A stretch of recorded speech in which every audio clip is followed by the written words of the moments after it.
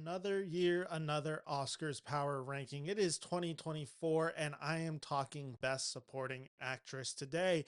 I'm Ben Friedman, and in talking Best Supporting Actress today, this race is super messy. And I have 15 names that I'm going to be talking about today, and I don't think there is any clear idea of what is going to happen in this category. I think the other ones, at least we have some inclination on what's going to pan out.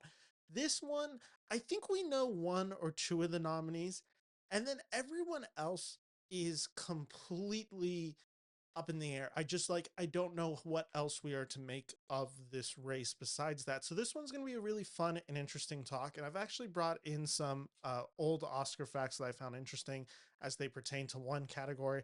I have five categories. And again, I only have 15 names. And like I said, this one is going to be a really confusing one to traverse. But I think it's actually interesting because I've noted it the past few times. I think we should note who is at the front of the race right now. It is January 5th, and I believe at this moment it is fair to say that Divine Joy Randolph for the holdovers is the number one person to be nominated and to win this award. Now, that doesn't mean it will happen, but at this moment in January, it does feel like she is the front runner in this category. Thus, everything else that we're talking about today kind of needs to be in context of that. We're going to have a big test of this on January 7th when the Golden Globes are on TV. She'll be up for this award. If she wins and she gives a good speech, her stock might go up. If she loses and someone else gives a good speech, her stock could go down. And if the Golden Globes don't mean anything, but they also mean stuff because it gets the actor out there able to do publicity. So let's start with the lowest of these categories, which I called Slay Queens.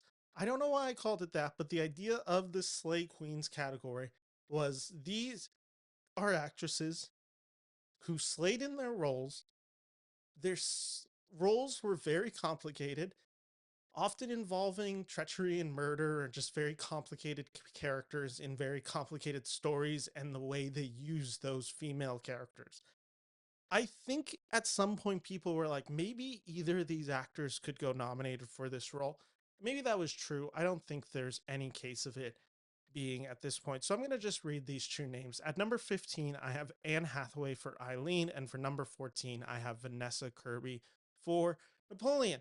Both performances I like, both movies that I'm very mixed on, and both movies that I have issues with the way they portrayed these characters. Of the two, I actually think Anne Hathaway gives the better performance in Eileen, although I preferred Napoleon as a movie overall.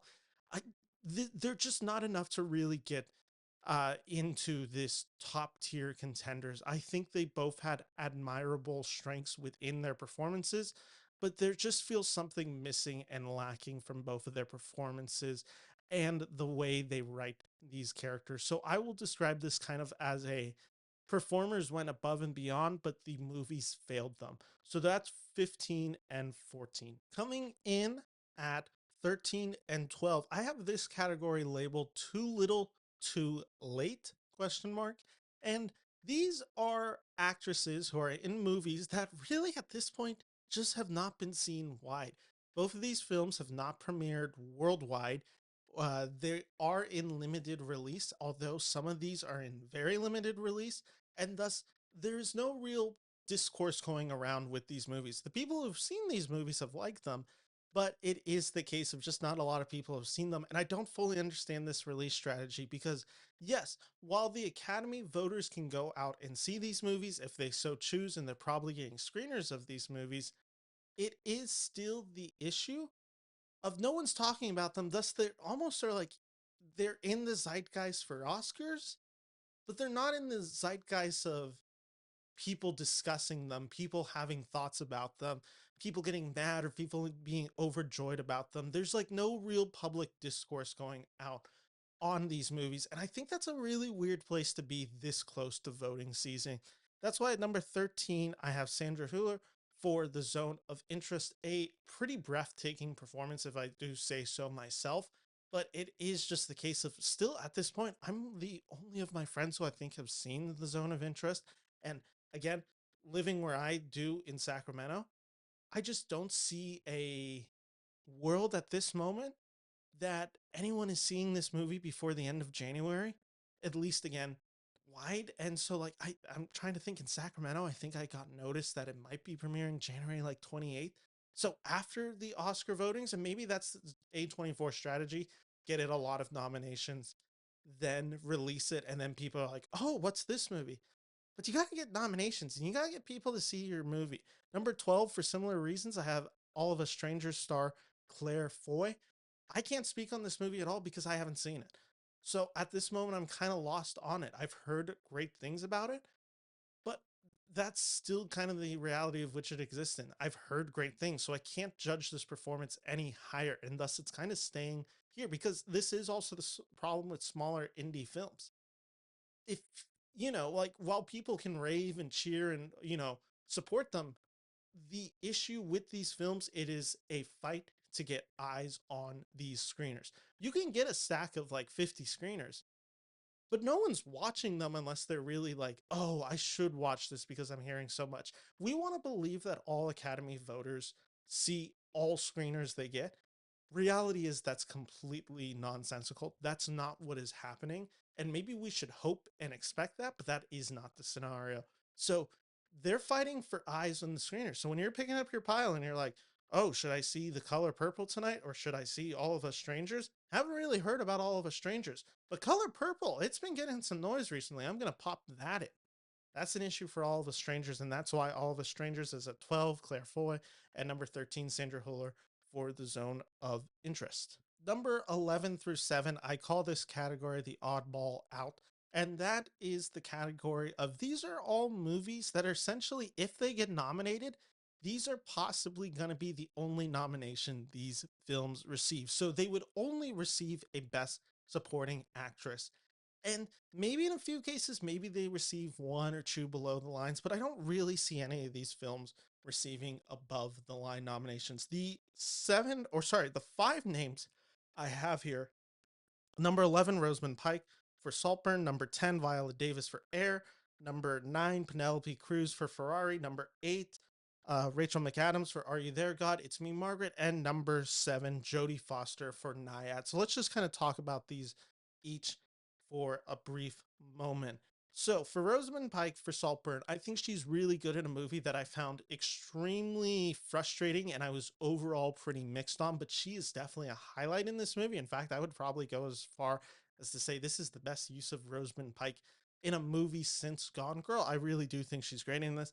In the case of Viola Davis, I liked her role in Air, but it is very limited, and without Air really seeming to receive much prestige or conversation this award season, I think Air is an uphill battle. Penelope Cruz and Ferrari I've found electric. I think she is great in the movie. I think this is one of her best English language performances, and yet this film tanked when it premiered at Christmas. This movie is making no money, so this is also the case of no one's talking about this movie in the awards race. So if it was to get nominated, really we're only looking at Penelope Cruz possibly sneaking in for a nomination and maybe some below the line categories like sound or editing, something like that. And then number 7, I truly believe that this would probably be the only nomination this film would receive if Jodie Foster got a nomination for Naiad. Maybe there's a world where this could also get like hair and makeup because of the makeup that they put on Annette Bening, but I really don't see a world where this film receives anything more than a Jodie Foster nomination. Maybe Annette Bening can score a nomination for Naiad. I just don't really see that as a possibility. Oh, and then I skipped number 8, which was Rachel McAdams for Are You There, God? It's Me, Margaret, a film that I had on my personal top 10 list, but let's be honest, it's not getting any form of award buzz.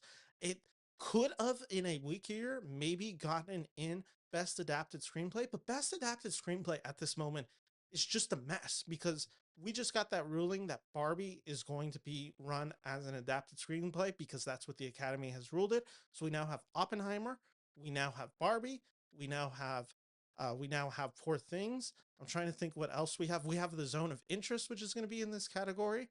We just have 4 films that are possibly in this category, and I'm trying to think. We definitely have a few others. Oh, we have American Fiction, which is definitely getting a nomination in Best Adapted Screenplay. So where is the room for something like Are You There, God? It's Me, Margaret coming into it? And the answer is there isn't really room for it. So it's not going to get a screenplay nomination. So Rachel McAdams is realistically the only nomination it is looking at this year. And so for these five names, like I said, there isn't really an avenue where they are going to be heavily rewarded along with their film. So they are solely getting the benefit of an FYC campaign. And that can help you because that means the studio could focus their efforts on it. But it does help when you have a tide raising all ships. And this is not going to be the case. They will have to be in there on their own merit. And I think they all give performances worth it. But if we're looking at the history of the Academy, they just simply don't do this that often. I looked from 2022, which was last year, to 2008. How many times this has happened where a performer got the basically the nomination without receiving any other above the line nominations. Not to say that their film didn't get nominated in other categories, but they weren't nominated for best actor, best picture, director, anything like that. It's happened very few times. I'm counting it right now. It looks like it's happened 11 times in the past, what are we talking about? Like 15 years? I'll read them off real quick. We have Angela Bassett for Black Panther Wakanda Forever. This film did receive at least a handful of nominations. Bassett was one of five, but the other categories were song, makeup, costume, and visual effects. Weird that Black Panther Wakanda Forever got visual effects because I didn't think the visual effects were that good. We had a really weird year in 2020, which is kind of skewing the numbers, just obviously due to the pandemic and all the films kind of being a weird release that year. We have Glenn Close for Hillbilly Elegy, and we have Maria Bakalova for Borat. True. Close was one of two nominations. The other one was makeup and hairstyle. Bakalova was one of two, the other one being Best Adapted Screenplay. So that one, I guess, is an above the line category. But again, 2020, I've still put it in here because it was such an outlier year. We then have 2019 Kathy Bates for Richard Jewell, which she was the sole nominee. So if we're going by the definition of only nomination for that film, Kathy Bates fits into that. That's 2019. That's 4 years ago. Next on this list, we have Jennifer Jason Leigh for The Hateful Eight. She was one of three nominations, the others being score and cinematography. So, and again, it's a Quentin Tarantino female performance. You know, the Academy is tend to be favorite of that, and Tarantino has a name. Let's go, 2014, we have Meryl Streep for, I couldn't believe this. It was for Out of the Woods or whatever that Disney musical was called. I think it's Into the Woods. Into the Woods. I think that's what it was called. She was one of three, the other ones being costume design and production. Remember, she does have Disney supporting her, and she is Meryl Streep with the joke. Dropped my pencil. With the joke being that whenever Meryl Streep is in a movie, she gets nominated. Next, we have 2012, The Sessions. Helen Hunt gets nominated for that film. She is the sole nominee for The Sessions. So now we're at two in the past, I guess that would be 12 years. Next, going up on that is 2011, Melissa McCarthy for Bridesmaid. Fun nomination. I forgot that happened. She's great in that film. One of two nominations. Again, this is technically above the line, so I kind of cheated on this one, so maybe she should even be excluded from this. But this film, Bridesmaids, gets the best adapted screenplay. 2010, we have Jackie Weaver for a film I've never heard of, which is Animal Kingdom. She's the sole nominee for that. I'll have to check that film out. And then we have Penelope Cruz twice. Penelope Cruz gets nominated for Nine, which is, I think, the sequel to Fellini's Eight and a Half, directed by the guy who did Chicago, which is a musical with Daniel Day-Lewis. That film received four nominations, including art direction, costume design, original song, and then 2008, Penelope Cruz wins that year's Oscar with Vicky Cristina Barcelona. So if we're going by sole nominations, it's three and one win. So it's just I just think all of these categories, if you Saltburn, how many is Saltburn gonna get? Maybe it gets one or two. Air, maybe it gets screenplay because it's a weak original screenplay category this year, but still a little unlikely. Ferrari, I don't see it getting anything above below the lines. Maybe this cruise nomination. Are You There, God? I just kind of laid out the case. I think Rachel McAdams would be its sole nominee if it got it. And then Jodie Foster Nyatt just kind of laid out that case too. So that's why this category is weird, and that's why I'm not really buying any of these names as strong contenders. Yeah, which then brings us into the so these are our contenders. And I asked that with a question mark because it's like, these are the names, these are the five, the best that we can pull. And I guess if you look at it, best supporting actress can be a weak category. I mean, last year, I think it's atrocious. I think it's terrible that Jamie Lee Curtis won best supporting actress over literally her co-star Stephanie Sue, who is better in that same film and is more integral to the plot. Jamie Lee Curtis won it because she was Jamie Lee Curtis. So when we're looking at this category, I'm just like, these are the best five names we can pull. And it's the case of, no, there's better names, but they're just not really going to get nominated. So what is really left? And what's left is four names. We have coming in at number six, we have Taraji P. Henson for The Color Purple, which at this moment, I still have not seen The Color Purple. I will be seeing it this weekend, and a review will be coming out for it. Coming in at number five, and I'm so hesitant to put it at number five. I'm just like, what else is there? Like, what else? I have America Ferrera there at the number five spot for Barbie. So she's getting in on the strength of that monologue that she delivers. Great monologue. Is that enough to really warrant an Academy Award? Maybe this year it is, because I think she's probably the most likely to get it, and Barbie is certainly going to have the bump. So Taraji P. Henson's, I think, is the six. I think American Ferrera is the five. But the thing is, like, five through three, I don't buy really any of these names. So it's like, could Taraji P. Henson be in there pretty easily? Probably. Coming in at number four, I have Julianne Moore in May December, a film that I've talked about and am very mixed on.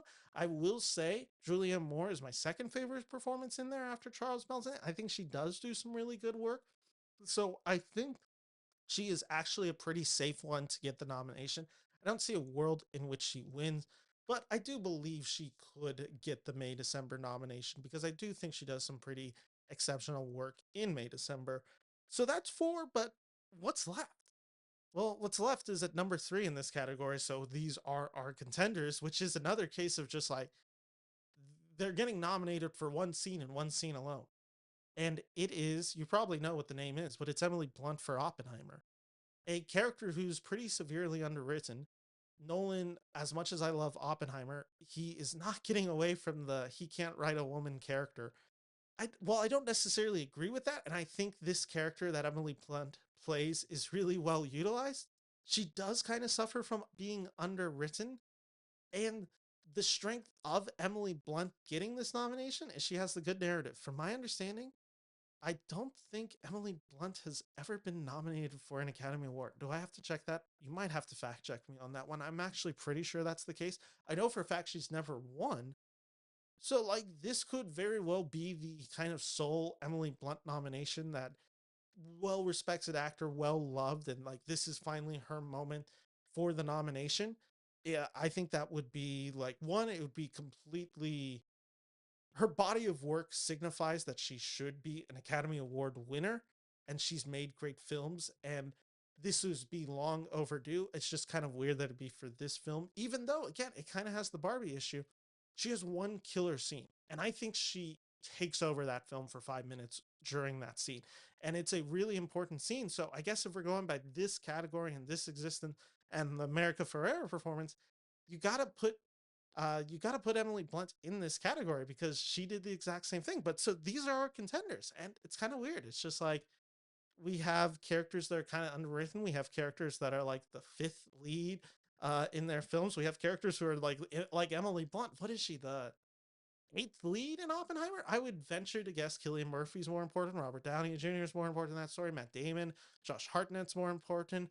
You could honestly like start making the case that then you get like Tom Conti as Albert Einstein is possibly above her. Rami Malek comes in for a really pivotal long scene. Alden Ehrenreich, like Florence Pugh is probably more pivotal to the story of Oppenheimer. It's just that Emily Blunt is such a great character when she comes in and when she gives that scene. So, but again, we're kind of talking like the seventh or eighth lead. I'd be really curious to see the breakdown of Emily Blunt's screen time. And maybe that's something I'll start researching for this category. How long they were actually on screen compared to some of their other nominees. Because at least America Ferrera does have the benefit. If she is probably the third or fourth lead in Barbie, it's definitely Margot Robbie, Ryan Gosling, and then maybe her daughter's in the film a little bit more. but it would be probably America Ferrera at that third, fourth, or fifth slot. The only other name in there is Simu Lee, who might be in it a little bit more, but I don't think that's also really a reality. So these are the names we're talking about for the So These Are Our Contenders list, which leaves us to the true names, the number two and the number one spot. And you know my number one spot, it's Divine Joy Randolph, who is incredible in The Holdovers. In a film with great performances, she stands head and shoulders above everyone else. The emotion all flows through that character for large chunks of the movie, and she holds her own and she knocks off everyone off the screen. There is like two or three powerhouse performances in this, and her character is so complicated. She's so funny. You immediately empathize for this character and what she's going through. I think it's a lovely performance, and I will have no issues if Divine Joy Randolph wins this award. Which leaves number two, which is again kind of the issue of a film that I haven't seen, but by all accounts, this actress is incredible in it, and that is Danielle Brooks for The Color Purple, which again, it seems like The Color Purple is going to get this nomination. I haven't seen it yet. I'll be reviewing it on this channel shortly. So that will be happening. And I'll be very curious to see this performance and see what The Color Purple is. But it does just feel like she is in a really good position to get nominated this year. So those are my five. So at this moment in my top five, I have Divine Joy Randolph coming in at number one, Daniel Brooks for The Color Purple coming in at number two, Emily Blunt for Oppenheimer coming in number three, Julianne Moore for May December coming Julianne Moore coming in at my number four for May December, and number five, America Ferrera coming in at my number five for Barbie, with Taraji P. Henson, Jodie Foster, and Rachel McAdams as my six, seven, and eight, respectively. Let's see what happens. Maybe Golden Globes come in and it changes everything about this race, and all of a sudden Taraji P. Henson's in this race and is fighting for that one, two, or three spot. Maybe there's a world where Jodie Foster gets the Jodie Foster renaissance because she's about to be on True Detective, so she gets that bump. We'll see what happens. There's a lot to be seen in this race, and again, I don't think there's any real clear consensus on two through five. The only thing that feels really safe is that Divine Joy Randolph is definitely the number one spot for now. And I don't see it changing that much, but maybe it does. So we'll be back next week for Best Director for Power Rankings. And I guess I'll react to the Golden Globes at some point too, because it's the Golden Globes. And while I think it's a little silly of an organization, speeches do matter. And if someone comes out with glowing remarks and just like people are like, oh my God, I love it, I want to see this person more, I want to see them on the campaign trail, we'll see. But I mean, we all kind of know who the number one spot for Best Director is. And thank you all for watching. If you like this video, make sure to like and subscribe to my channel. Happy New Year, take care, and bye-bye.